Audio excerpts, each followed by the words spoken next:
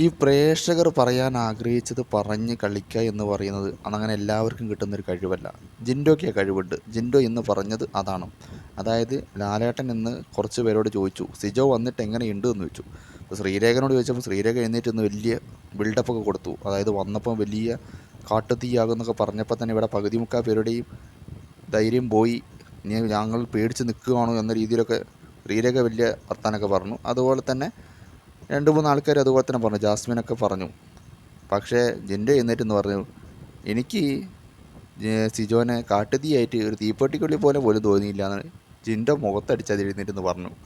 ഒരു തീപ്പെട്ടിക്കൊള്ളി പോലെയാണ് എനിക്ക് തോന്നിയെന്നാണ് ജിൻഡോ എഴുന്നേറ്റെന്ന് പറഞ്ഞത്. അത് പറഞ്ഞപ്പോൾ സിജോൻ്റെ മുഖം കണ്ടിന്.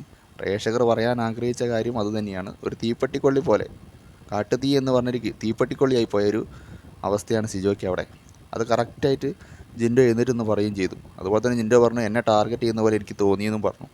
വേറെ ഒന്നുമില്ലല്ലോ, ജിൻഡോയ്ക്കാണ് കൂടുതൽ സപ്പോർട്ടെന്ന് സിജോയ്ക്ക് അറിയാം. എങ്ങനെയെങ്കിലും ജിൻഡോനെ അവിടെ പുറത്താക്കണം. അതിനാണ് വുമൺ കാർഡൊക്കെ ഇറക്കാൻ അവിടുത്തെ ഫീമെയിൽ കണ്ടസ്റ്റൻറ്റിനോട് സിജോ പറഞ്ഞതൊക്കെ.